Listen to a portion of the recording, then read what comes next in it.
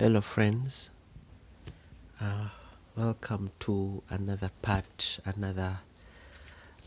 eighth part of this journey that we are making together. And I hope you've been fine. I hope you've had a good day, a good week, a good month, a good year. And I pray that God continues keeping you. Okay. So, a short recap. We have just completed part 7, where we are talking about Jesus Christ, and predominantly we talked about his we talked about him as body, soul and spirit. We talk about his body having been created, remolded afresh, exactly in the same way Adam's body was. But for us, in this sense, however, it is God does not mold him from the soil. He molds him out of Eve's body. Yeah. And then we spoke about his spirit, having a new spirit, not the Adamic spirit. This was the reason why why his mother had to be a virgin, because if he was born like a normal human being, he would have the Adamic spirit, which passes on from both mother and father. So for him, he was given a new spirit, and of course he grew in knowledge and understanding. We do not know much of his early life, other than when he gets lost at 12, and the next we hear about him, he is at Jordan getting baptized. Of course, then we spoke a bit about how the bride of Christ, the church, who is me and you, we share the same spirit as him, although we are different. Okay. And of course we go about like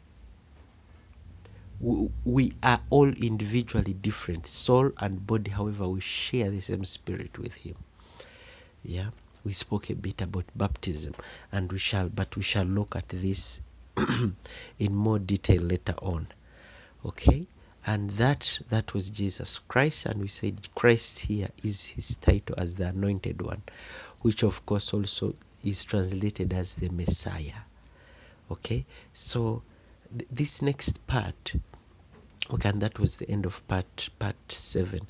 Now in our part 8, we are going to look. It is going to be, I know I've been promising that this is going to be a story form, okay? From the beginning, I've been saying, this is going to be like a story. So even this is going to be the story in the story, because in this one part, I'm going to try to cover, at least from here until the end. The story is going to be divided into 3 parts, okay? And in those 3 parts, I'm going to try to bring together everything we have covered so far, okay? To try to make it all cohesive, everything we have covered so far, and this time dwelling on the Bible, using more of the Bible, because before I was trying to give background, trying to give connections, trying to give such that the following parts, what we are going to be looking at, is going to be easier to understand, even for someone who has never been a Christian. See, that has been the goal of this from the beginning. So this is going to be in 3 parts, and the first part, okay, I've called it just for fun, because I've always been a fan of stories, and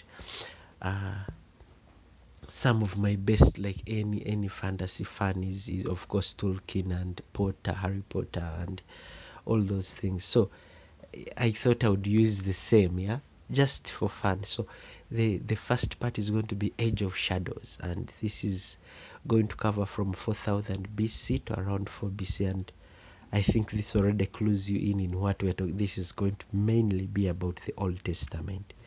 where we are going to highlight really. We cannot really go cover the Old Testament in its full depth or in something like this. Probably in my whole lifetime I could not. It is just so big with so many layers, okay, of understanding. Like every time you read the scripture, it gets a deeper layer to it. So we are just going to highlight some of the things I feel are like that can give us a skeleton, a framework as we read the Old Testament. And one of them is going to be sin and justice. We are going to be looking at that. We are going to look at salvation and redemption. We are going to look at the kingdom. We're going to explain this a little bit more. And in the kingdom, we shall look at covenants, we shall look at identity, we shall look at culture and values. Then we are the second part, and with its fancy name of Age of Light, from 4 BC to 30 AD. I guess this also tells you what we shall be talking about here, okay? And here we are going to be talking about Jesus of Nazareth. We shall be talking about him as the Christ. And we shall be talking about his mission to teach, to redeem, and to start again. What we shall see what each of those mean. And then the third part will be Age of Flame, which is from 30 AD or 33 AD or thereabout up to now. And we are sort of like in the Age of Flame, And in this one, we are talking about Jesus the Christ. We're talking about the Holy Spirit. And we're talking about the church in her roles as to teach, to witness, and to spread the kingdom. So these are going to be the three major parts that will take us, that I'm hoping will sort of bring all that we have covered so far into like alignment, to try to see like, oh, okay, this is what it is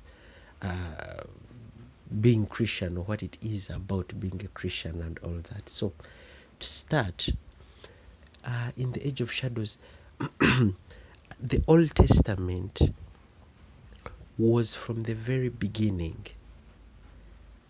God preparing humanity for the coming of Jesus Christ. Okay, let's go back a bit from the beginning, like Adam and Eve. Yes, God creates Adam and Eve as his stewards for the physical realm, for earth.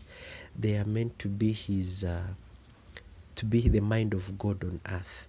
They are supposed to co-create with God, to expand God's kingdom, but to expand it as God wants it, They are meant to be the go-to, like they are the connection of the physical realm with God. I think we have shared about this in some detail, yeah? So there's a wonderful book, I think it is called Woman at the Well, and the writer beautifully says, originally Adam and Eve and all their children were meant to be the priests in the physical realm of God. Like they were supposed to build the physical realm as a temple of God, such that the entire creation, everything we would have been doing would have been for the glory of God. That was the original plan, okay? But of course, some things happened. You get, yeah? Something happened. Before that, okay, we can continue. Something happened, and that connection was broken. Okay, the spirit which was meant to be the connection with God, the spirit was broken. Like man was no longer in communion with God.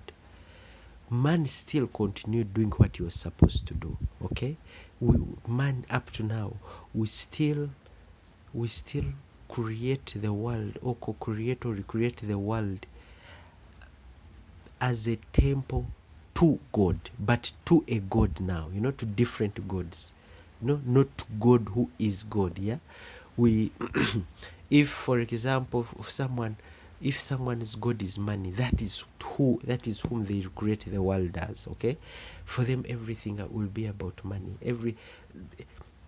Their whole worship will be about money. What they will build will be about that. If it's about self, if like I think of myself as God, you may not like necessarily think of yourself as God, but your belief system is about that. You'll see that the building, what you create and how we co-create is going to be about your worship of self. The other one is going to be about worship of money. The other one is going to be about worship of fame. And the other one is going to be about, like, we still do exactly what God created us to do. That is to create, to build, to create the earth, the physical realm as his temple. We still do so, but we now do so in our fallenness.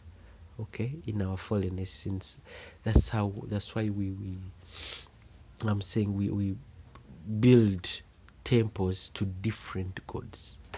Yeah, since for our ancestors it was to wind, it was to fire, it was to the sun, it was to the mountains, it was to everything that scared them, it was to animals, it was, we still do so, we still build them even today. Don't be there thinking like, oh yeah, scientists, they do so. Instead, for them it is either me or it is science, and it's sort of like you are still building the temple, but it is about you now. You are the one to be worshipped, because all this, the knowledge you have accumulated in your esteem, which is so big and so grand, it is what should be worshipped. There's this common story by Professor, is he called Lennox?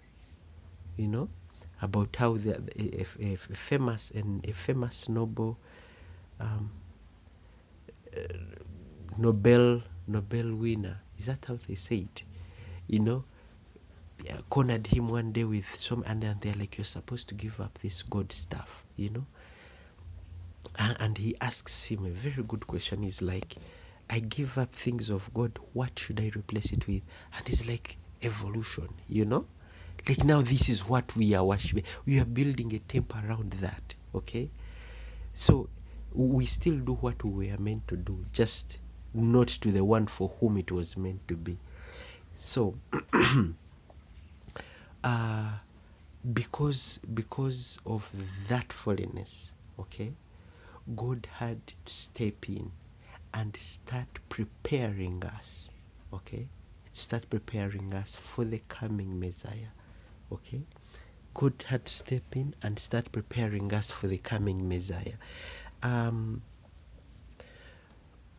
To understand how bad it got, or how quickly everything fell apart. Yeah, I like to think of the example of Adam and Eve. Yeah, Adam and Eve have been in the garden. They have been living with God. They have, like, we can't imagine how beautiful it was, but they are there with God. They are living there, and then they fall. Okay, and they are cast out. So they give birth to children outside. So Cain and Abel, without doubt, grow up listening to stories of Eden. They grow up listening to stories about God, about how everything was before. Okay, Cain himself, we know God speaks to. Okay, because at one point God approaches him and says, Cain, there is sin that is scratching on your door, like you are culturing sin. You are which other word can I use instead of culturing? Like, you're growing it. That's another way of thinking about what God was trying to tell him. Because Cain at this point is growing jealous, He's growing jealous. He's like, it seems God favors Abel, my brother, more than me. So God approaches Cain and tells him, hey, sin is growing in you. Like, work on it. Of course, he doesn't listen, and in the end, he kills his brother. Okay, like, can you conceive that? This is just one generation after Adam. These are the children of Adam. They are the close. You could literally call them the grandchildren of God. And Cain does what? Cain commits such a terrible sin that even today it makes us shiver. Like, you killed your own brother. You grew up with this and you killed them. That is how quickly things deteriorated. That's how quickly things fell apart. Like Cain at this point could not conceive how precious life was. In his head, it was no longer there. Okay, so God had to come back and re-educate. That is the reason what I'm saying. The point I'm trying to make is, because of that, God had to come back and re-educate. Okay, for Cain is a typical example still, because after that God approaches him and is like, where is Abel? And Cain is like, am I my brother's keeper? And God is like, the blood of your brother is crying out to me. And so he punishes him. He says, you're going to be a wanderer. Okay, and then Cain is like, they are going to kill me. The minute they find out that you have punished me, they are going to kill me. And God puts a sign on his head to protect him. Like God is saying, your life is still precious. Okay, your life is still precious. So he puts a sign on him, but to protect him. But however, you killed someone, you must face consequences. Okay, so one of the things that we can look at throughout the Old Testament is this aspect of sin and justice. Okay, that sin has a consequence, and that consequence you must face it. This had to be taught. I'm sure if Cain had known this, he would not have done it. Okay, so sin has a consequence, and maybe we can first talk a bit about what sin is. Yeah, so sin is anything that goes against your original nature.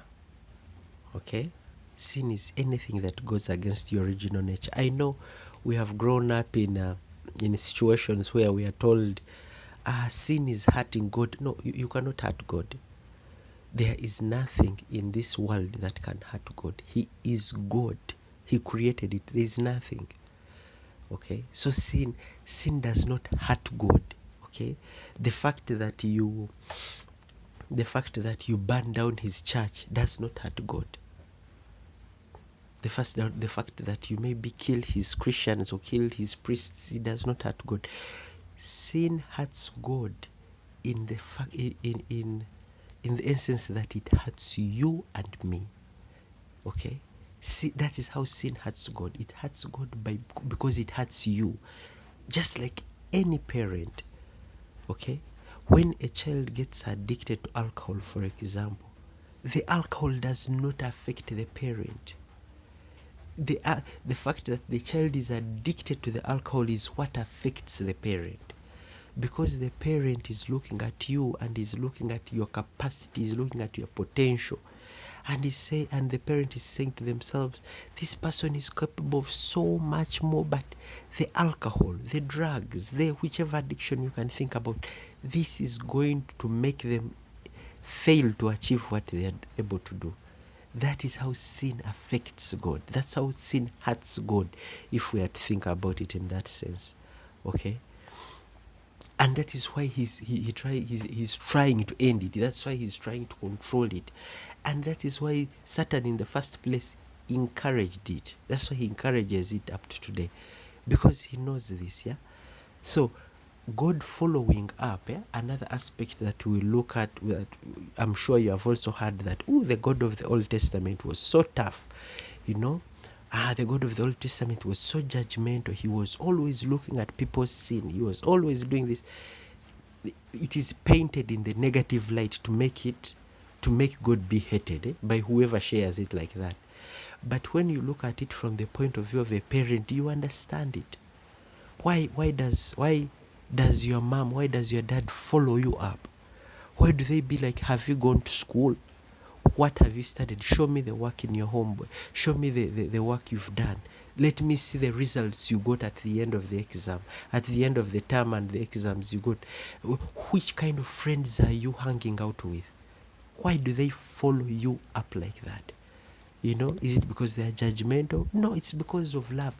They are trying to protect you. You see, the way we look at life is always going to be different from the way our parents look at life. Why? Our parents are looking at life at a huger span. Is that right English, Jesus? They are looking at life at a span which is huge. Oh my, I can't believe I say huge span. I'm sorry. So our parents, just like God, they are looking at life at a span that is very huge. They are looking at life, for me, like for a teenager. Most of the time, these are the people who are complaining like this. We are looking at life at, or teenagers, I'm no longer a teenager, they are looking at life at in a span of like 2 years, 3 years, 5 years. So for you are making a decision, you are drinking, I don't know, drinking, smoking, trying to be cool. You're looking at it in 2-3 years. Your parent is looking at it in 50 years. It's like you're smoking now. It looks cool, but in 40 years, 50 years, you'll have lung cancer and you'll be in hospital every day. Then you'll feel the consequence of this. That's why I'm trying to protect you from it. You get? That's what the parent is thinking.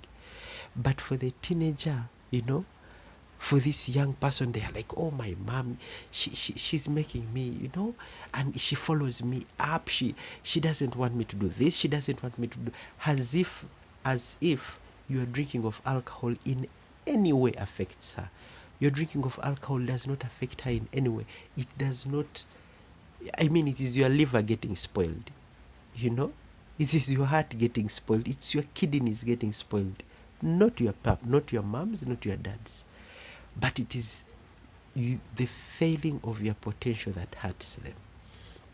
Okay, and that is sin. Okay, so when God was following up all throughout the Old Testament, and especially in the sense of sin and justice, when he's saying you committed this, you're meant to face its consequences. This is what he's trying to teach. He's trying to say sin has a consequence. Please stop.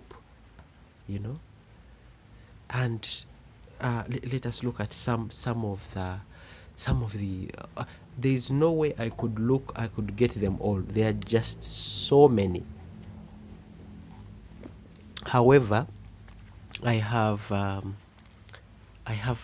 picked, like, okay, when you read the Old Testament, you'll see like this sin and justice aspect. It is both on the communal level, whereby we're talking about Israel as a whole, and it is also on the individual level. Like God is making this lesson hard both on the communal level and on the individual level. So let's look at some of the fall of man. Very good example. Okay, Adam and Eve, he tells them you should not eat the fruit of the tree of the knowledge of good and evil. They eat it, he casts them out of the garden, and he passes judgment on them. Sin and justice. Like, humanity has to be taught this. You have, just like a child is taught, you understand? A child is taught like stealing is bad. For us, of course, we grow up being punished. Okay? We grow up being punished. Like, you steal, you are punished. That is the sin and justice. That's how we knew that, okay, this is bad. If you do not do that, the child will start thinking whatever they do has no consequence. And that is a terrible thing. That is a terrible way to bring up someone. For them to think their actions have no consequence. Okay? So the fall of man, he tells them what to do, they fail, and he punishes them. Justice. Yeah? We can look at the flood of so you remember, yeah, just Cain and Abel Cain has killed Abel, and then Seth is born, and so the lineage continues, more people are born, and so on. This is like over 6 or 7 generations after Adam, and things are bad. God comes and he tells Noah, he's like, hey, I think I'm going to have to. Okay, there are so many other reasons they say the flood. Okay, they also talk about the Nephilim. They are saying that the fallen angels were mating with women and having children, and these children were giants, and they were a whole thing. So, like they say, there is more than one reason. Okay, why God flooded the world. However, in our case, he comes to Noah and he says, hey, the world is in a terrible state. I'm going to flood it. Okay, I want you to build an ark. Noah builds an ark. Okay, from different biblical scholars, they say it took him between 55 to 75 years to build it. And in all that time, Noah is telling people, I'm sure I've shared this before, Noah is telling people, hey, God has said he is going to flood the world. Please change your ways. There was no change your ways. Come and join me in the ark, or change your ways. I think he must have been talking about changing your ways. But he does so over and over and over. Noah tried to teach about righteousness, but they refused. I think we cannot comprehend how bad it was. Do we sometimes think about how scary humanity is? Just think about World War II. Think about Germany. Think about the Nazis, what they were doing. Like, just think about that a bit.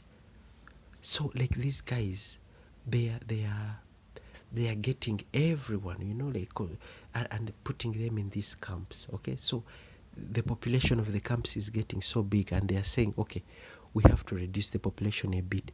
There are so many humane ways they could do this. I mean, killing is evil, but there is so many humane ways they could have killed the people.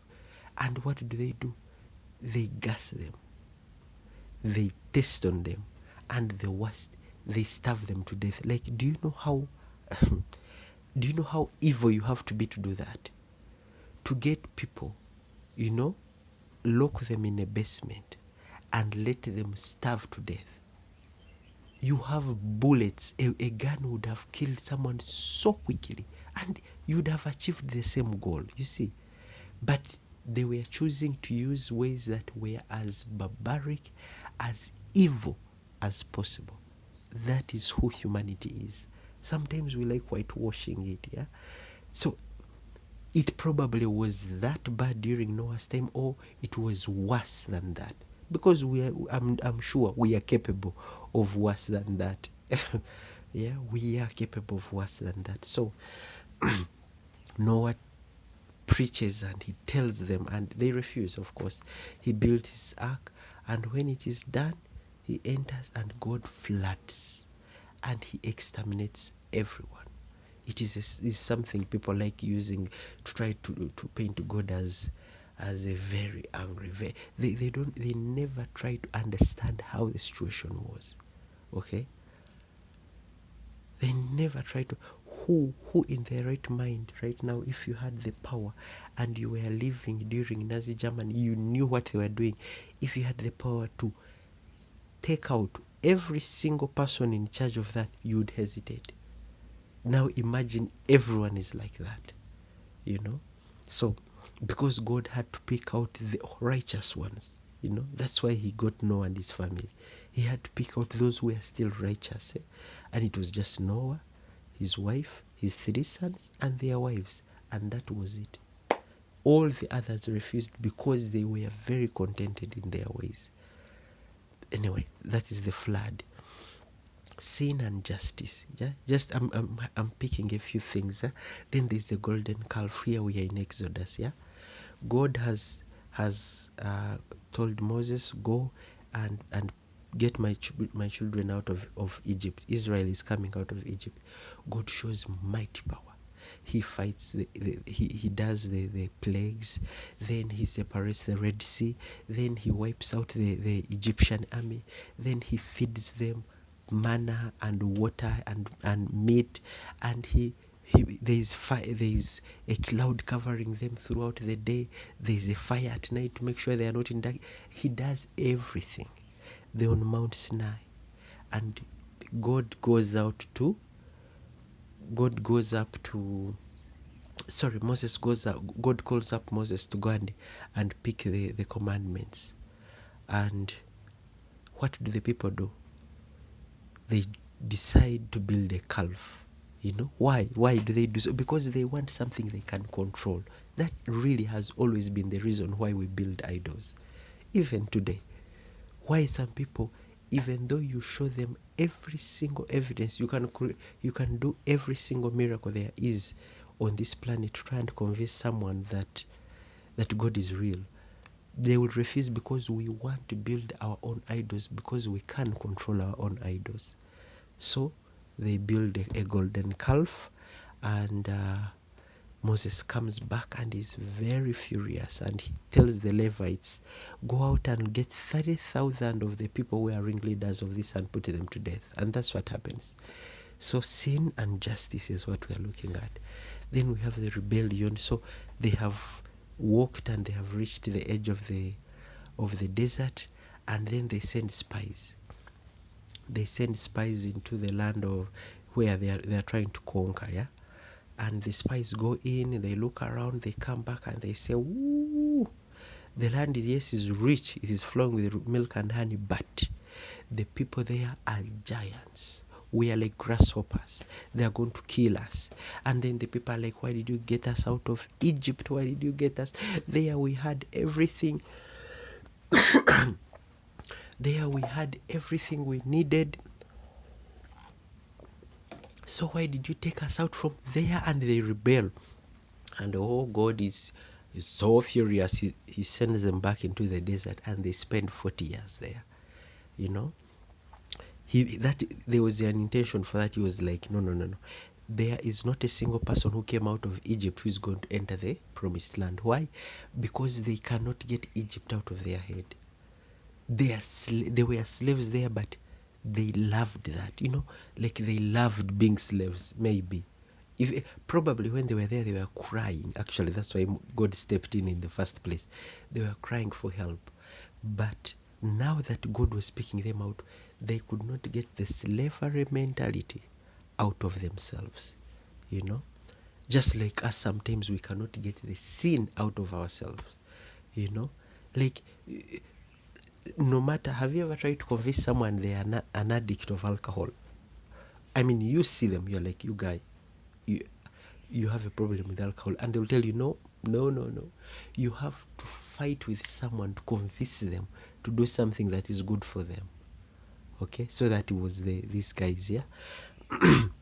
So they were fighting, and they rebelled, and they sent them. Okay, the ground.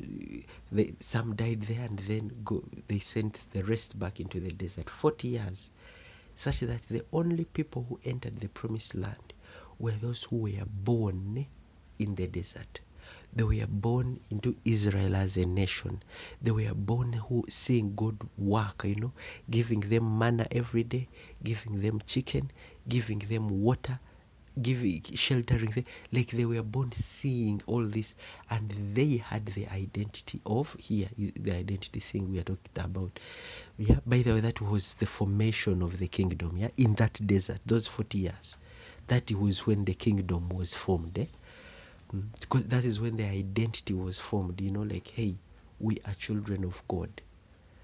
Yeah, God looks after us. Yeah, but there was sin.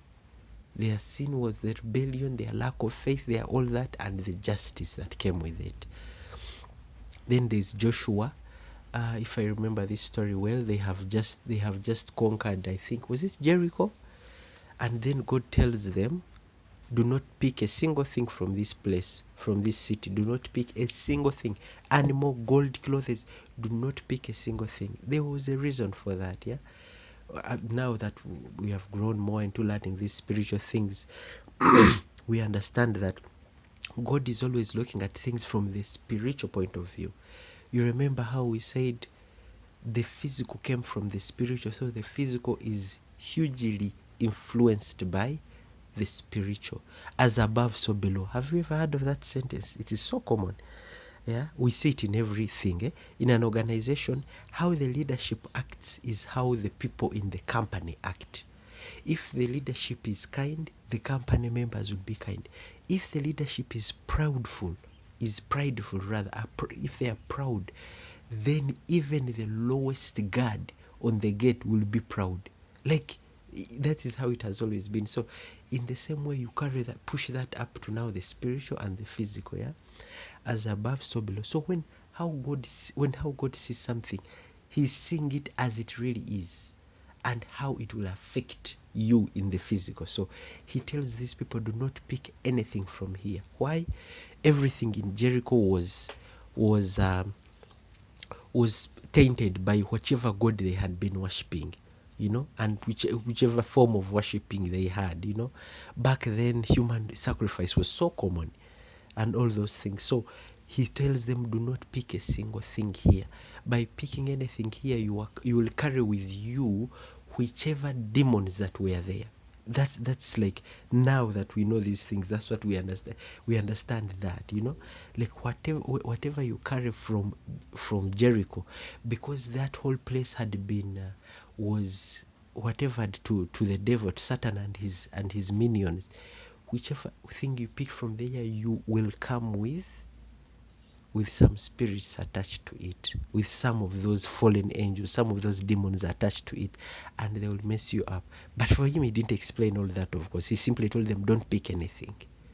And this Achan guy picks something, and they go on and try to fight a war, and they are demolished. And Joshua goes before God and is like, God, what happened?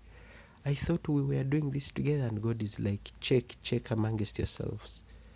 And then they find out Achan stole something, and then I think his family, him and his entire family, I think, were killed, if I remember. And then they go on and win the next battles. Sin and justice. God was trying to protect them, and someone will jump and say, why wouldn't there have been a simpler punishment? If God ordered it, that means there was no simpler punishment. That was the only way to end that from affecting the rest of the nation. Okay? Also brings in this aspect that one person can cause problems for the whole tribe, for the whole family. I'm sure those who have been studying things about family, ancestral trees and family curses, yeah? I'm sure you have heard some of this. Someone has taught you some of this, that one person in your family could have made such a commitment with the devil, and it has now got it is just following you, family after family after family, children after, all of you. That's what God was trying to protect in that, because that's how it happened. That's how it works in the spiritual. You get, like, in the spiritual, he's looking and he's like, hey, if that person does that, that whole thing is going to follow them until. That is how it happens. That is a principle in the spiritual. So He was trying to protect them from that. Anyways, okay, so some of this has been, okay, this Achan was individual. Even this one, David and Bathsheba, is individual. We are still looking at sin and justice. David he has fought wars. He's God's best friend, and God has been with him. He has fought wars and won. And now in his not really old age, he was still youngish, I think around 50s, but he is resting at home. His army is away fighting, but he's resting, and he's walking on the top of his palace, and he looks. I think his palace was high. He looks into the compound of the next house. One of his strong men, that's how they called them. That's why his house was actually near the palace. Uriah, the wife of Uriah, Bathsheba, is bathing, and she must have been breathtakingly beautiful, And I think David looks and he just cannot get enough. I guess like an earliest form of the pornography we are watching today. He can't get enough, and so he comes back, I think, the next day. because that's how the things happen. Yeah, it's never a one-time thing. Yeah, it is never that he saw it once and boom. No, he must have cultured it, just like Cain. He must have cultured it. He kept coming. He must have seen the time she bathes. And if you remember the story of Susanna in the book of Daniel, it is the same thing also. So he must have seen her, then saw the time, and then he came back the next day. Or like I think she bathes in the middle of the day when it is very hot. So the next day he comes, he sees her, and the next day, until it is so much, and he calls her in, and then of course he sleeps with her, and she gets pregnant. Now, in his attempt to try to protect himself, try to protect his image, and try to stop Uriah from finding out, what does he do? He has Uriah killed, and God is furious. Ooh, he's so furious. Sparks are, and he sends Nathan, and David is punished. Justice, like, you may be my best friend, but you sin, you have to be punished. And that son, the one who is had with Bathsheba, is killed. So many of his other children, some of them die. Like, he enters a period of war for in his family, for quite some time, because of his sin. Yeah, sin and justice. Oh yes, and the fall of the northern kingdom. So his son Solomon, like I said, I just picked one, just individual examples, but there are so many, so many, But let's look at this one. His son Solomon is also is wise, of course, the wisest man, and the kingdom flourishes. And then he gets so many women, and this lead him away from God. Okay, and then he the kingdom has to be divided, because of that. The kingdom is divided into two, the northern, and that is Israel and Judah. Israel having 10, Judah having 2 kingdoms. You remember there are 12 tribes of Israel. Israel having 10, Judah having 2. And the northern kingdom continues on their way, on their perverted way, worshipping every god that they could get their eyes on, And in the end, God is like, he pulls back his protection from them. And I think, was it Assyria or the Philistines? They come and conquer them. Okay, so sin and justice, like, this keeps on, this cycle keeps on throughout the Old Testament. You'll see it repeating over and over and over again, that sin has a consequence. That's why we stay away from it. That's why we are supposed to stay away from it, because it hurts us. Okay, God constantly removed his protection from Israel whenever they sinned, whenever they worshipped other gods, such that they can know that the sin they are committing has a consequence. Okay, he was in this, what he was doing here, he was reteaching them. He was re-educating them, not re-educating them about where they come from. Sin is a character of the kingdom of darkness, the character of the kingdom of the world. The kingdom of the world is where there is self-worship, there is idol worship, there is pride, there is lust of David, there is lack of commitment, there is lies, there all these things, pride. Those are characters of the kingdom of darkness, the kingdom of the devil. And so God is trying to teach them that this is not who you are. Okay, that's why whenever they worshipped him, whenever they stayed on the straight and narrow, and looked after their widows, and did everything as they were supposed to do, God protected them and made them flourish. No matter which kind of kingdom attacked them, Israel always won.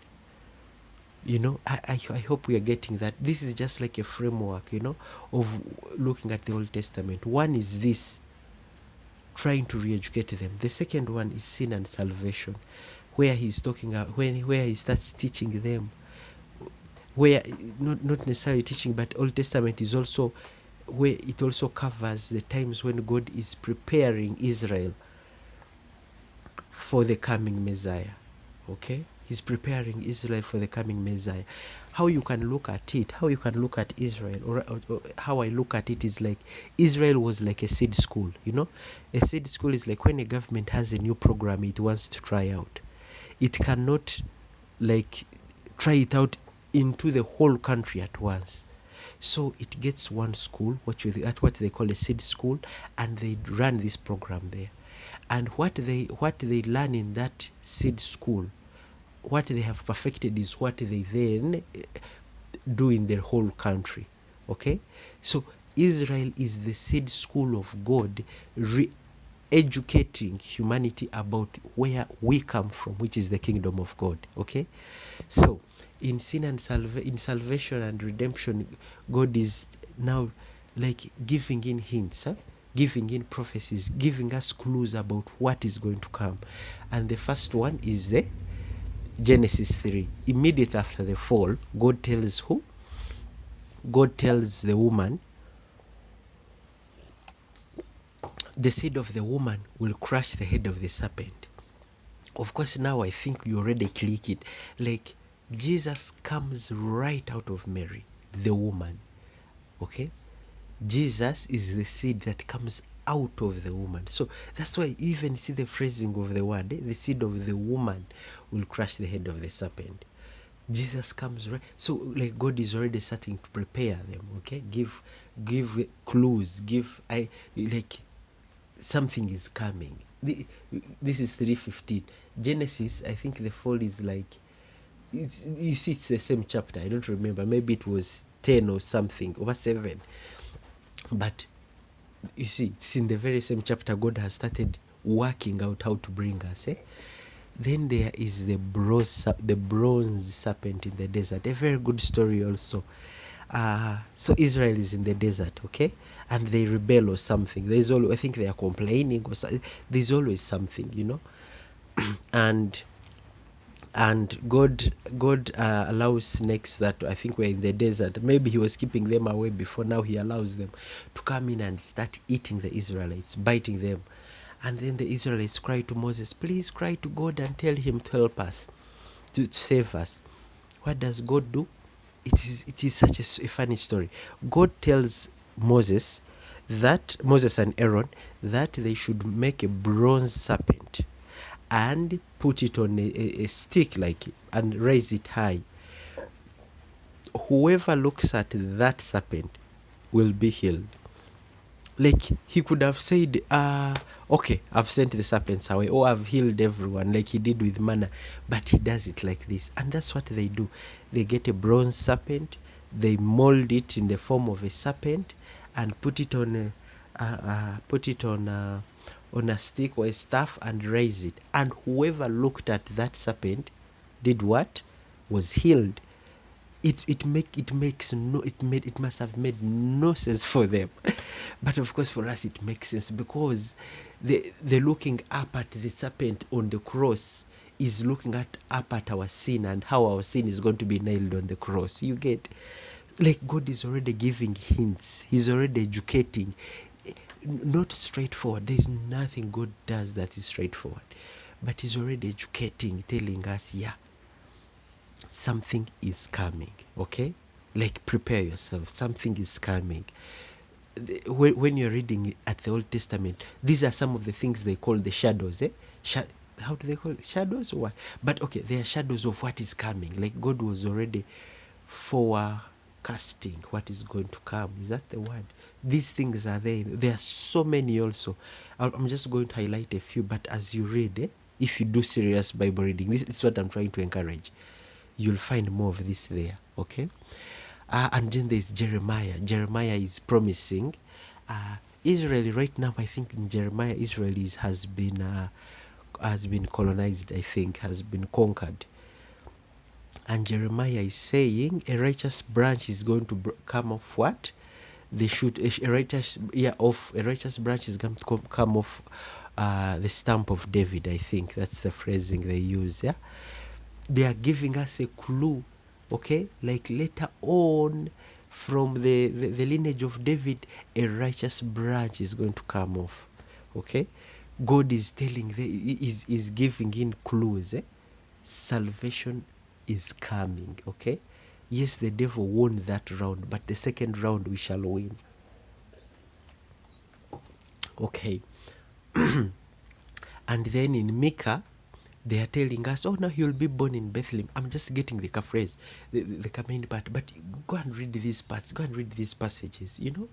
So in Micah, they tell us he's going to be born in Bethlehem. I don't even remember the earlier parts of this, yeah. But we know who is going to be born in Bethlehem, eh? And all this is hundreds of years before Jesus, yeah. And in Isaiah is saying he's going to be born of a virgin, okay. Another clue into the salvation, you know, like salvation is coming. We already now, like those who were really good at studying scripture, then they already knew that which family he's going to come from, which tribe. They already knew where he would be born, and born of a virgin. Ooh, that one would be a fun one. Okay. And then in Zechariah, they're telling us the humble king enters Jerusalem on a donkey. Some of these are just verses, like they are like one or two verses.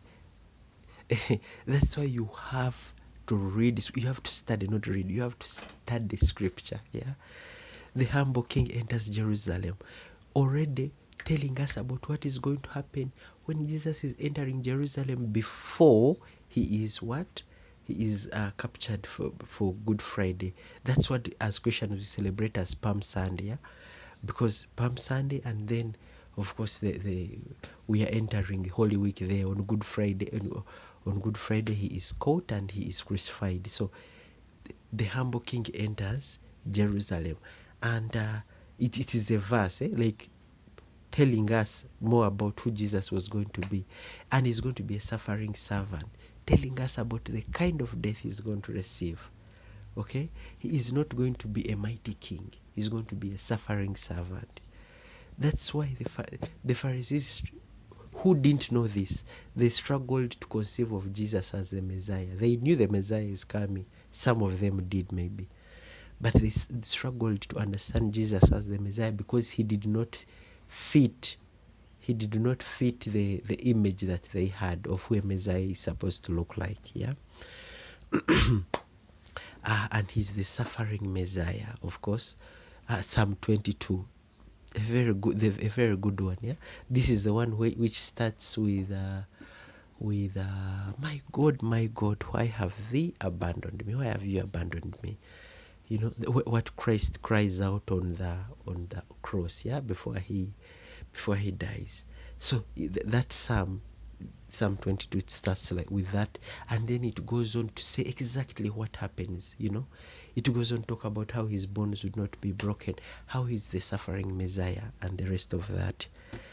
And I think that's more or less it for sin and justice, salvation. Like I said, this is just a framework to try to give you ideas, try to clue you in about what the Old Testament is trying, how the Old Testament was trying to prepare us for the New Testament, for the coming Messiah. Okay, so, and the third one is of course the kingdom. And under the kingdom, this is very important. Under the kingdom, God has always dealt with man in covenant. Okay, with covenants. That's very, very important. Like, it is his nature to deal with man in covenant form. Why covenant? Because covenants have commitment. They are commitments. Okay, it is the kingdom of the world, the kingdom of darkness, the kingdom of man, which deals with man based on what I gain from you. Like, when I'm gaining from you, I'm your friend. When I'm not gaining from you, I'm not your friend. That is the kingdom of man. The kingdom of God has always been commitment. Like, I'm with you up to the end. Like, it is that serious, yeah? It is about sticking out. Actually, that's why even marriages are covenants. You get? Because they are a reflection. They are a principle we have gotten from the kingdom of God. Yeah. So every time God has dealt with man, he has dealt with man in a covenant, because a covenant, first of all, it is legal, it is binding. Okay? You know what you're supposed to do, I know what I'm supposed to do. And then it holds us there. Like it is supposed to be whether we are happy with it, when we are happy with it, and when we are sad, we shall stick to it. Okay? And we shall see this one in the covenants we are going to look at a bit. Like God is going to stay. Let's start. The first, we have 5 major ones. I think most of us know this. I think 5 or 6. These are them. We have the Adamic covenant. Okay, the one God made with Adam. Yeah. And then we have the one he made with Noah, we have one he made with Abraham, one we made with Moses on behalf of Israel, then we have one he made with David, as David, and then we have the new one. So there are 1, 2, 3, 4, there are 6 of them.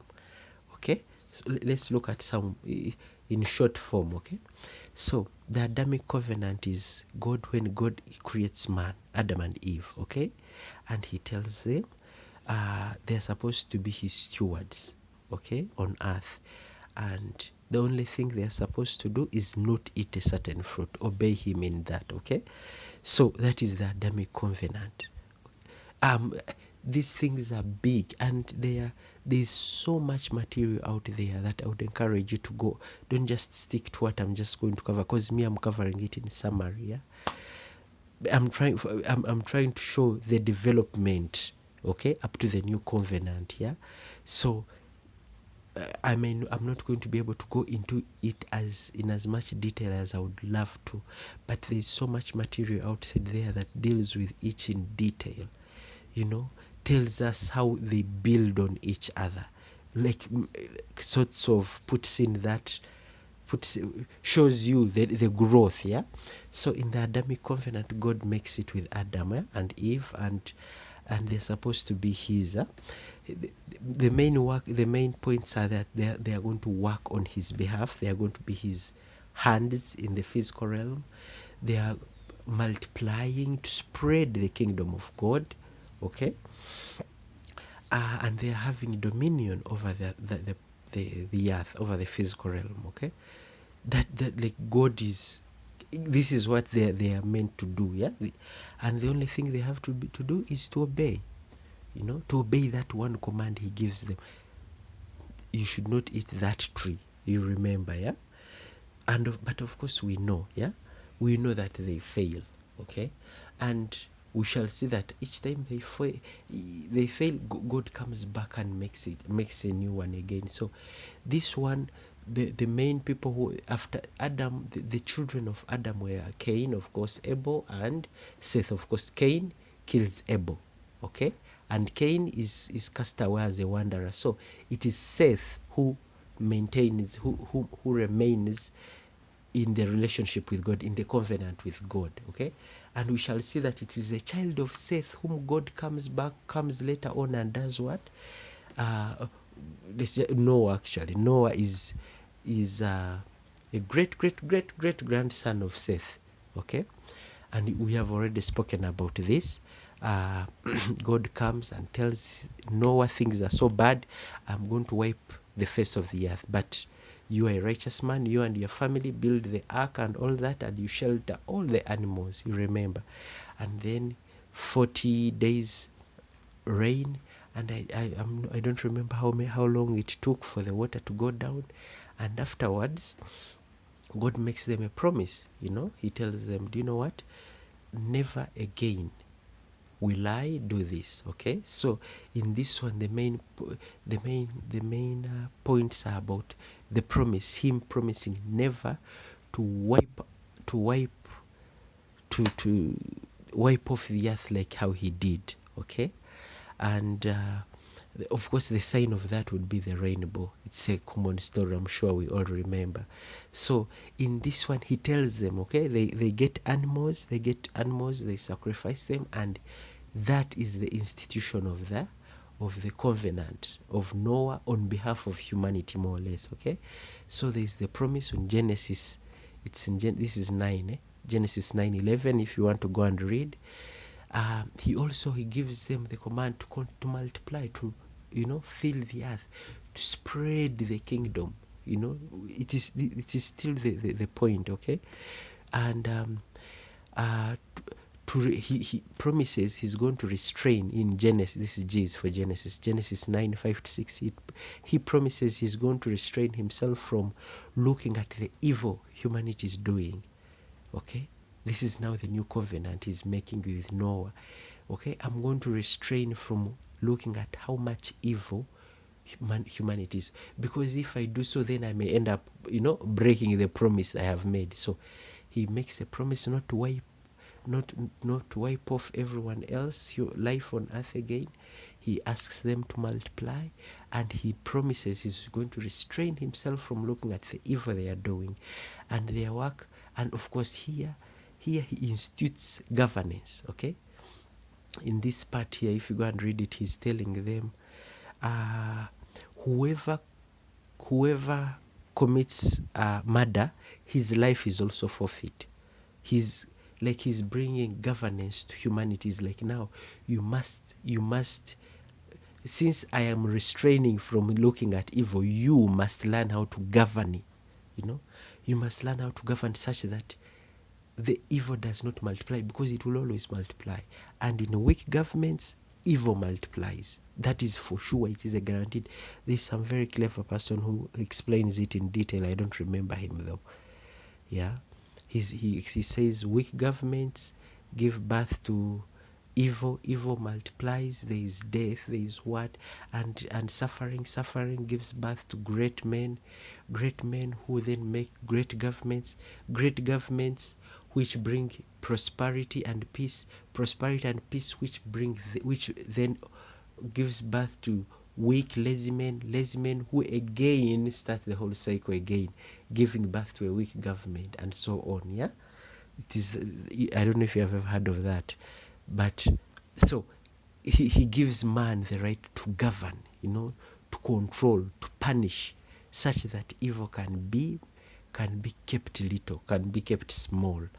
Yeah, so that this is the Noah, the covenant with Noah. Okay, and Noah's children, there is Shem, there is Ham, and there is Japheth.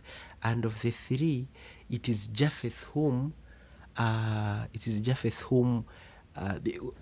maintains, should I say maintains the covenant, or who keeps the lineage of which it is his lineage that God will continue dealing with. And there's a reason for that. I've just forgotten it. Sorry, the information is just so much. Okay, so we come to the Abrahamic covenant, and Abraham is a great grandson of Shem. Okay, Shem, the son of the one I've just spoken about, the son of Noah. I think he's the first son. Is he the first or the second? For God, by the way, one thing you'll have noticed, or if you have ever paid attention, he never pays attention to human, the firstborn and secondborn, thirdborn. Like the first one is always the one who inherits. Not really. He chooses those whom I think his heart those he sees the heart is most devoted to him. They are the ones he chooses. Those who are most capable to see it through. Yeah. So here it was Shem, and the great grandson is Abraham. Now, for Abraham, his is a beautiful one. Okay, Abraham is in Ur. Okay, he is married there. He's having a family. He is everything. God approaches Abraham. And by this time, by the way, you should know that Abraham does not know God at all. Like, these are generations after people, they completely lose. Like, this mentoring, these teachings, they forget them. Just like how, like, right now, most of us Africans, we have completely forgotten our culture. Yeah, we've completely forgotten our culture because no one was teaching us. So it is the same with this. By the time we reach Abraham, many generations later, Abraham has completely he is worshipping their own gods there. So God approaches Abraham and tells him, "Hey, Abraham, I'm going to make of you a great nation." Okay, we shall look at this a bit later. I'm going to make of you, this is the promise he makes them, I'm going to make of you a great nation. People will bless People will bless themselves by your name, okay?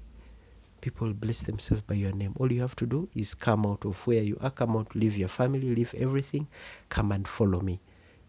Not really come and follow me, come and go to where I'm telling you to go, you know. And he tells him, he takes him, he shows him the land, and he says, I'm going to give you this land. This is the land of Canaan now, the promised land, okay? This, by the way, all these, they are also foreshadowing things Jesus is going to really do. Do we get the governance that we talked about in Noah? How did I forget that? The governance that we are talking about in Noah, and whatever in Adam, in the Adamic, then the governance in Noah, then even in this one, the promise of making you be blessed, and the land, the promised land, all this is truly going to be fulfilled in Jesus. So these ones, it is like God is teaching them, is preparing, he's teaching Israel these covenants, but these covenants are building blocks to what Jesus is going to come and do. We shall look at this later. So he tells Abraham, he promises him that, he tells him, he shows him the land, this old land is going to be yours. And Abraham is like, how can this be?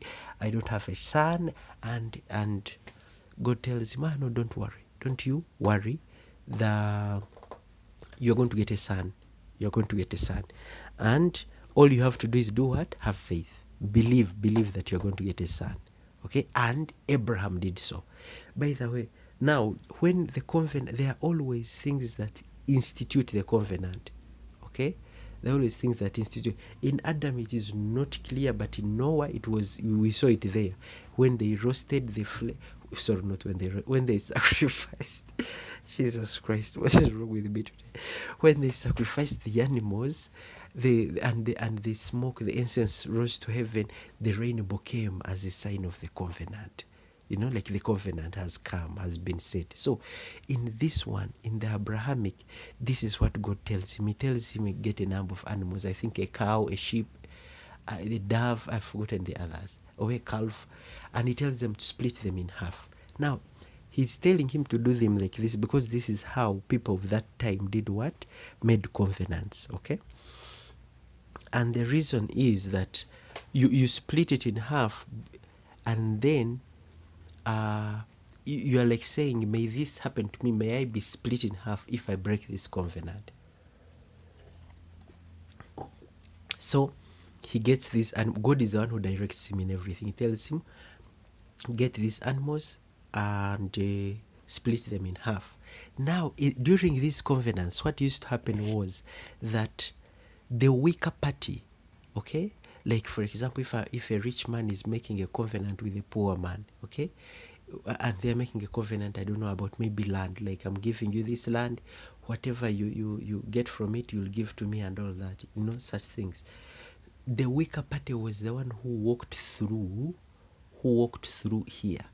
Like they are the ones taking on the how do they call that? You know that thing of a bond, eh? When someone is arrested, you go and that person comes out on bond, and if that person runs away, they take your money because like the money is the bond. And sometimes it's the same thing that happens even in banks, eh? Like we are making you're making an agreement, a covenant with the bank, like if you forfeit, this is what we shall take. So the poor person walking through here was the one saying, like, let this happen to me if this covenant is not done. What is ideally it should have been both, but because this person is rich, the poor one is the one who goes through. Okay, so you are the poor person was the one who usually went through, the weaker party. Now, in this sense, in this scenario, it is in this Genesis 12, 15, and 17. Yeah, God tells Abraham to do so. Abraham gets the animals, slaughters them, splits them in half as it has done so. They call this the bloody path. Okay, splits them like he has done so, and then they say deep sleep came over him. And then, instead of Abraham going through it, since he's the weaker party, it is God who goes through it. Okay? God who goes through it to like ascertain, like, I am the one who is going to make sure this is uh, just like the bond thing. You put in the bond, you put yourself there, you say, I'm going to make sure this person doesn't run away, right? Like, you got him out of prison, I'm going to make sure he comes for court. So God is the one who goes through it, such that if the covenant is broken, it is God who does what? It is God who is supposed to be split, not Abraham. I hope I've explained that well, yeah? So that is how the covenant was made. I'm spending time on this because we shall again see it later on, yeah? So in this, I'm recapping, in this covenant, the Abrahamic, yeah? Now, like, we are really starting the building of Israel now, yeah?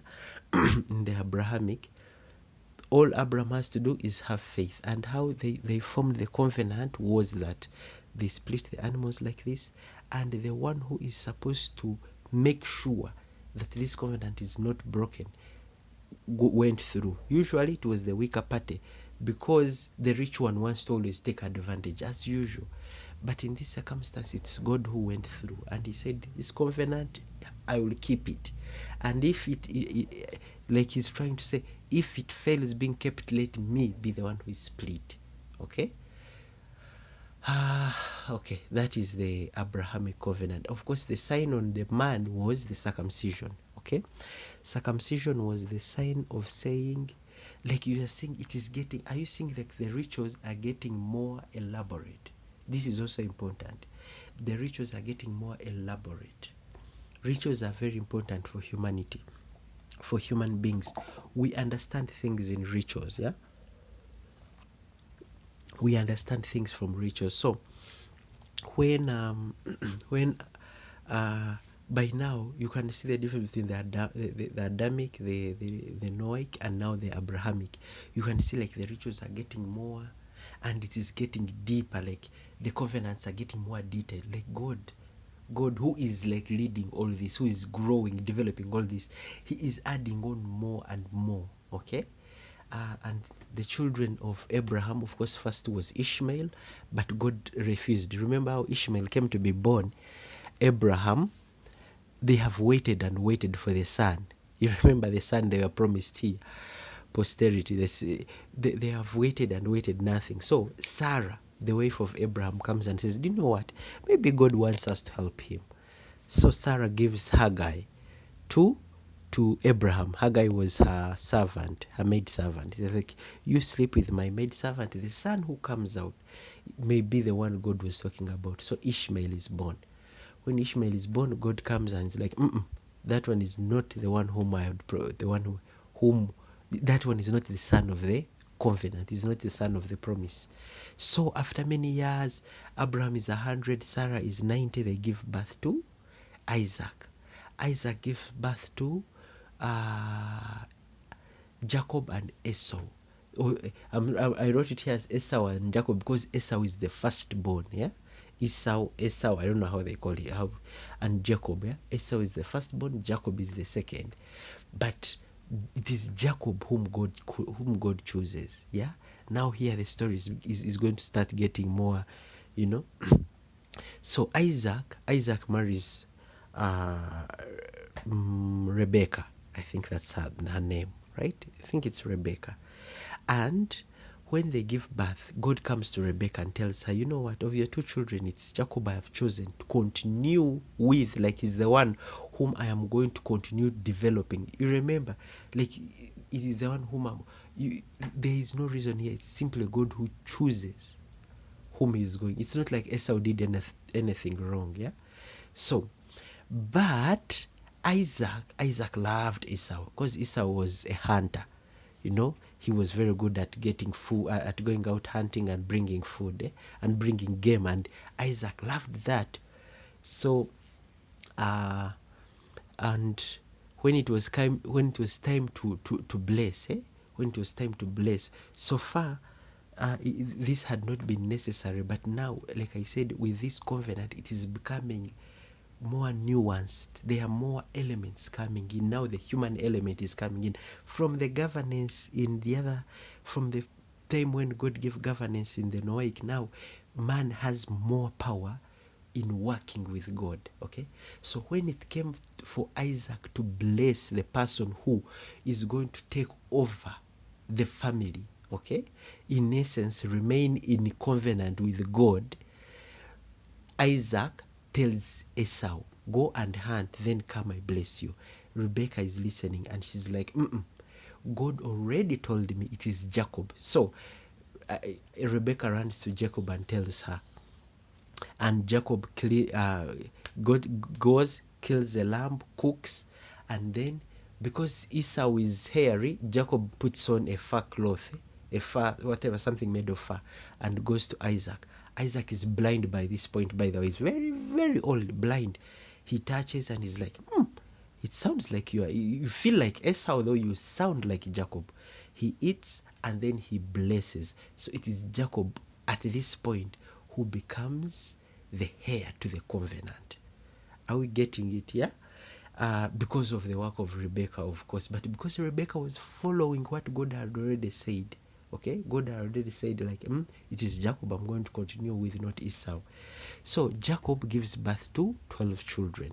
Okay, that is Reuben, Simeon, Levi, Judah, Dani, Naphtali, Gad, Asher, Issachar, Zebulun, Joseph, Benjamin, and Dinah. Dinah is rarely spoken about, but she's the one daughter. He had other daughter, but I think she's the one daughter. I don't remember well there. Anyways, so of these 12 children, okay, should I do this from here, or I can do it with Moses? Okay, so of the 12 children, there are these two, Joseph and Benjamin, are from one wife, and the remaining are from the other wife. You remember, I don't know if you remember, but Jacob, after Jacob steals, as they say, Esau's blessing, he ran, the mother sends Jacob to have people who live in, and it is there, her people, like Rebecca's people, it is there that he finds Leah and, oh my God, I'm forgetting her name. Leah and who? I'm so sorry. So anyway, when he reaches there, there's the first daughter he sees, the one whose name I've forgotten, and he falls deeply in love, and he works 7 years for her. 7 years for her. The father, Laban, can imagine, I'm remembering the father's name, Laban. He instead of giving her that wife whom he worked for, he gives him rather the elder, because he's like, how can the younger sister marry before the elder? So he gives to Jacob Leah. Leah is not the one he had wanted, but well, they tricked him. I did not know how that happened. Anyways, they tricked him. How could I have forgotten that girl's name? Anyway, so Jacob works another 7 years, to actually now get the wife he actually wants. Yeah. And the first wife, Leah, is the one who gives birth to these: Reuben, Simeon, Levi, Judah, Dani, Naphtali, Gad, Asher, and Issachar, Zebulun, I think these ones. Okay, not by herself. It is her and I think her maid. Okay, but they all call them hers, her children. And then now not all of them actually. Some of them belong to the maid of the other first wife, the one he really loved. Anyways, just I wanted to go through that roughly. You know the names, and there's a whole story here. I think let's do it from here, because the other side I may not get a chance to do so in the next covenant. So Jacob, like I'm saying, he has these two wives. The first one, Leah, he didn't really love her. They just tricked him into taking her. Then the second one, whom he really loved, who gives him Joseph and Benjamin. And because of that, he loves Joseph and Benjamin, because he really, really loved the wife also. That he worked 14 years for her. Some people also say like he was lied to, because he also lied to Isaac, like it was sort of, it came back. The lie he made to Isaac sort of came and paid back. What goes around comes back around, sort of thing. So he has these 12 children. Okay, now Joseph was the one born first before Benjamin. So when he gives birth to, when Joseph is really loved by Jacob, he really, really loves him. By this point, Jacob's name has changed to Israel. Yeah. So by this point, he's called Israel. So Joseph is really loved, and these brothers are very, very jealous of him. Okay. So they sell Joseph into slavery. So it is this Joseph who goes into slavery, and he's bought by a rich person there called Potiphar. Yeah, Potiphar. He works very well. Potiphar's wife loves him. Potiphar's wife loves him. But Joseph, of course, refuses. Then she says, "Oh, he raped me." And then Joseph is put in prison. He's in prison 7 years. And is it 7, I think, or more? I don't remember. And then the king has a dream, and they tell him, "Oh yeah, there's someone in prison who can interpret it." One of the cupbearer, I think, tells him. And Joseph is brought. Joseph explains the dream about, oh, Egypt is going to, by the way, this time is in Egypt here. Yeah, he was sold into Egypt. And they tell him, Egypt is going to have 7 years of plenty and 7 years of famine. And the king then tells Joseph to do what? To run that. Like, okay, during the 7 years of plenty, collect grain. Actually, it's Joseph who gives him the plan. 7 years of plenty, collect the grain. And 7 years of famine, you use the grain you collected. And the king is very impressed. He's like, Joseph, you run it. That's how Joseph becomes the prince of Egypt. Okay, so when the famine has hit everyone, the whole family, Jacob and his whole family, there were 70 of them at the time. They go to Joseph because Joseph is in Egypt and a prince, and they get land there. And that's how the whole story starts. I'm sure we know all this. Yeah, maybe what we don't know, and the fun part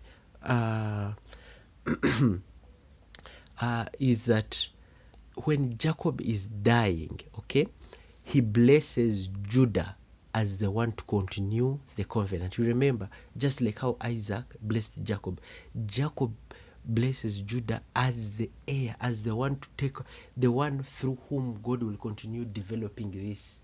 Okay, the cause of that was, like, I think Reuben, if I remember, Reuben slept with one of his father's wives, Jacob's wives. That's why, like, Jacob removed him. Simon and Levi, someone raped Dinah, and these ones paid back the whole town by killing them. All these stories are in the Bible. So Judah is the one who remained. Yeah. So, like, Jacob left all these three. He disowned all these three, and Judah is the one whom he said, "Hey, it is you who is going to be the head of this." Like, the way he said it is like, a scepter will not leave you. It will not leave your clan, your tribe. Eh? That's why later on David comes from the tribe of Judah, if you get that. Yeah. Anyway, that is the Abrahamic. There is so much to this. I've just, like, summarized it. It is so big. Yeah? Okay, we now go to the Mosaic covenant. Now, you remember they are in Egypt, and in Egypt they multiply and multiply, and a new Pharaoh comes and he says, these Jews, by now they have an identity as Jews. Although they are in Egypt, they are worshipping Egyptian gods, and doing all those things, but they keep on crying to God. They cry to God without knowing to which God they are crying to. So God meets Moses at a burning bush and tells him to go and pick them, okay? To go and pick them from Egypt. And we have shared this. He goes into Egypt. He fights the plagues. He threatens with the plagues. The Pharaoh does not break right up until the 10th plague, which we know, like, he tells them, the one that they call the Passover, yeah? What the Jews started celebrating as the Passover. In the 10th plague, he tells them, go get a lamb, slaughter it, and put blood over your lampposts, over your doors. Yeah? And when the angel of death passes tonight, he will pass over the houses with blood covering them. And then all the houses without blood covering them, the firstborn son in that house will die. Okay, and that's what happens. Okay, God, the angel of death comes, and that's exactly what he does. But now, like, you're already getting the Passover part, the blood, like I was saying, with every covenant, it gets more nuanced. It gets more, what should I say? The rituals get deeper, get more detailed, because in all this is culture now. By the way, this is what I'm trying to the identity has been formed. This is the culture now and values. All these things we will see later that Jesus uses. Okay, like all these things later on explain to us why they had to happen. That's why this is the age of shadows. Everything that was happening was preparing Israel to receive the Messiah. Then the Messiah would use all this all the things they have learned, accumulated rituals, to use in order to save the world. Do we get it now? I don't know if we are getting it. Okay, so, and in the Mosaic covenant, okay, the of course the Passover, the angel of death passes over. Now, was the king of Egypt, the Pharaoh, breaks. Is like, okay, let them go, and they go, and they leave Egypt.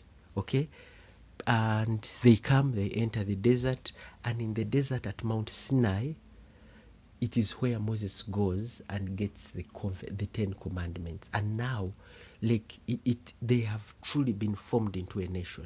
Okay, of course we talked about the worship of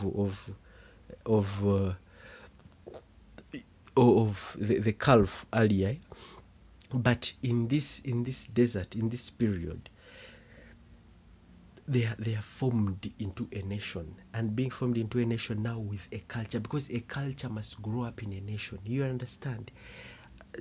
I want you to see how very clever this is, yeah?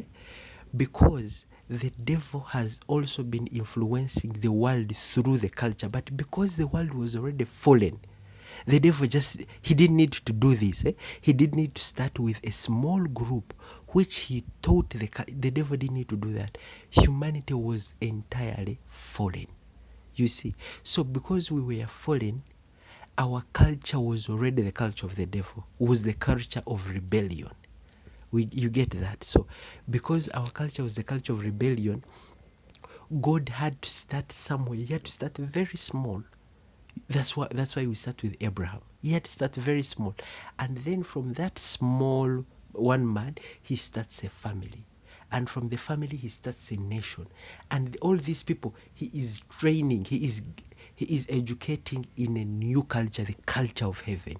He's telling them about covenants. The kingdom of the world didn't know covenants. He's teaching them about covenants. He's teaching, these are the things, identity. He's teaching them about worship. Okay, the entire book of Leviticus and Deuteronomy it is God teaching about worship, the right way to worship. He's telling them, like, it is God now. You remember the seed school idea, yeah? Israel, like I said, was God's seed school. Okay, so he is teaching them worship. He's giving them, he's teaching them about atonement. We didn't know anything about atonement, but in the Mosaic law, he teaches them about atonement. That is the thing, the scapegoat. Like, they have committed so many sins.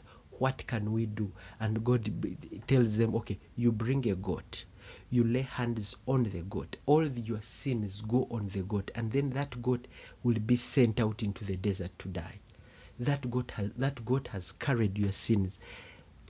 And what is left, like I said, is like you have taken on the purity that was of the goat. You know? The sheep, rather. Jesus, I'm saying scapegoating.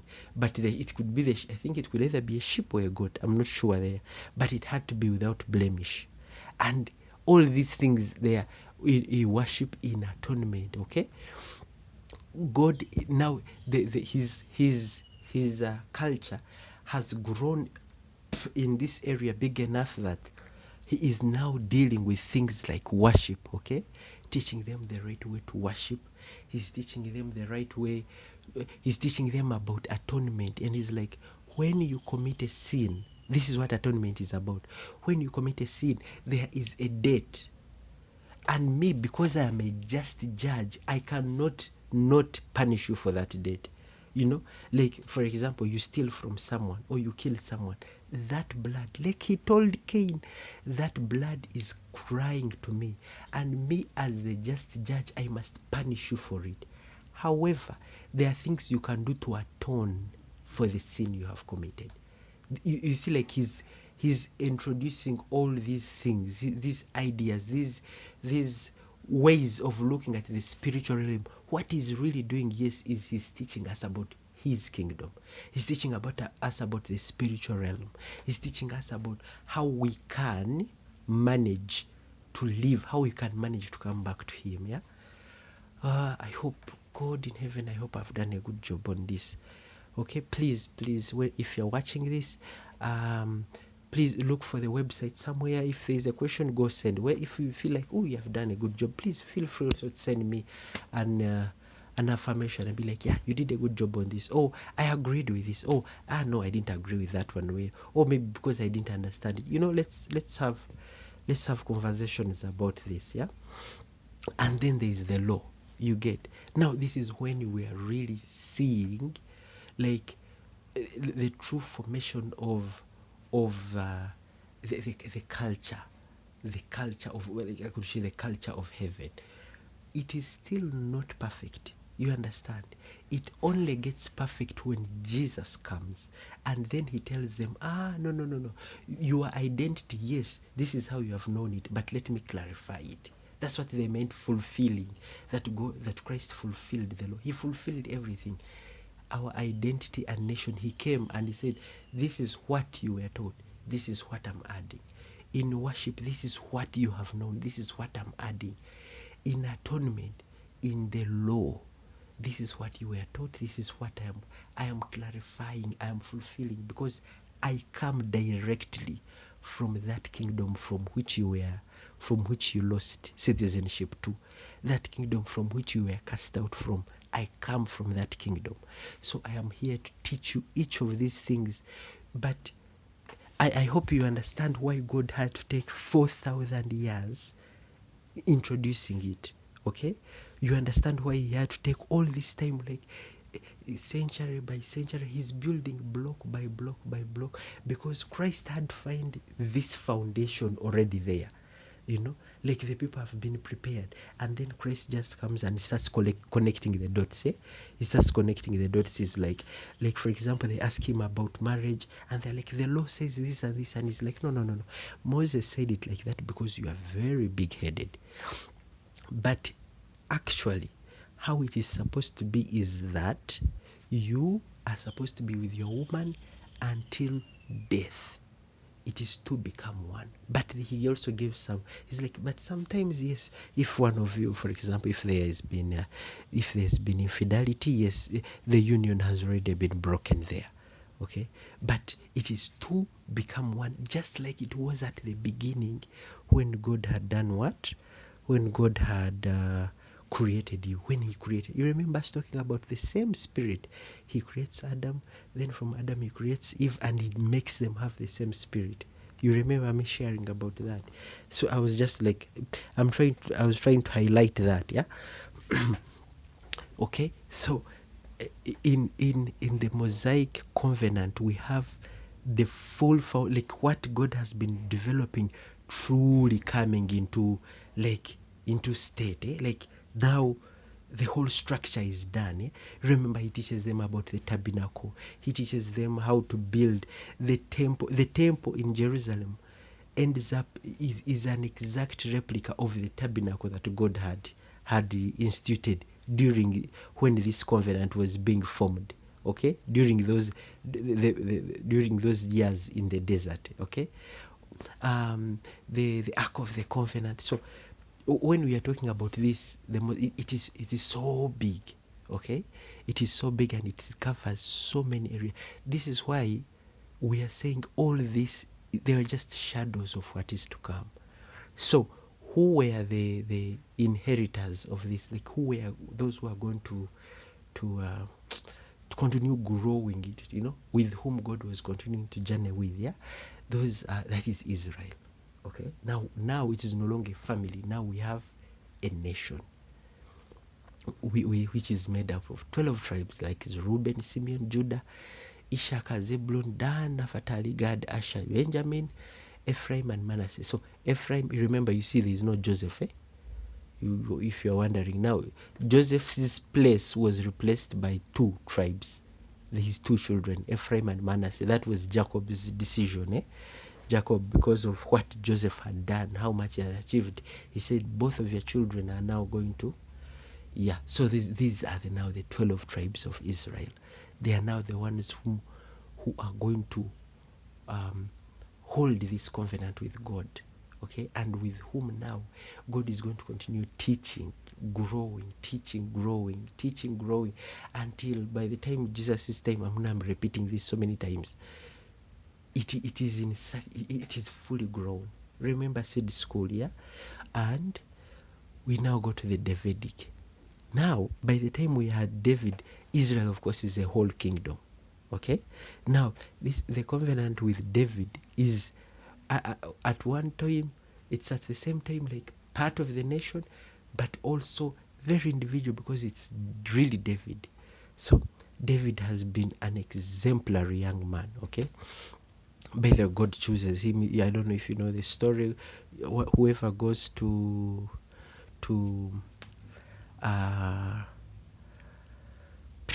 what is his name? Samuel goes to Jesse, and they reach there, and they find, and they tell Jesse that one of your children is the next king of Israel. Jesse brings all his sons, and God says, no, it is the last one, David. God is the one who has chosen every step of the point how the path is supposed to be. So it is David who is chosen, and for David, it is really specifically about the throne, okay, the throne of Israel, the Israel that God has just, from that young one small shoot of one small seed of Abraham, yeah, it is from that's one small seed of Abraham, who is Isaac. We have now a whole nation, as he promised Abraham. You remember, as he promised Abraham, we have now a whole nation.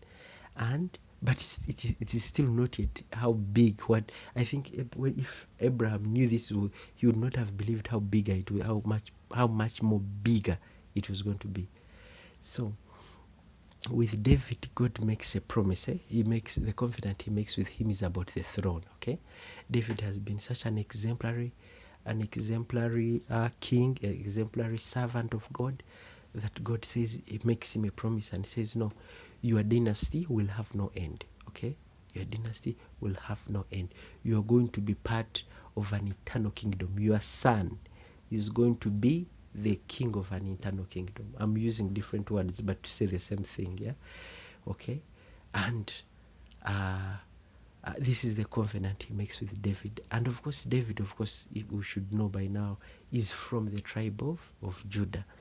And David, of course, he gives birth to Solomon. Surprisingly, funny as it is Solomon is a son from Bathsheba. Solomon is a son of Bathsheba, from the woman he stole from another man. Like that is how fun God is. It was not like he was trying to choose the perfect ones, It was not like he was trying to choose the perfect one. I think simply he chose those who had the most desire to serve him, maybe. Okay, this is just a speculation. So David is the son from whom Solomon, actually I should just say David and Bathsheba, because both children, even Nathan, who is also the son of Bathsheba with David, they are the two from whom we will later on see the eternal king whom he has just promised comes from. And then we will see how all this, all these covenants, how from this one to this one, then to this one, then to this one, then to this one, how it all ended up building up to the new covenant. Okay? The covenant which is the covenant of which Jesus, of course, which is of Jesus. So this, I think, if you'd like to take a break, this would be the appropriate time to take a break.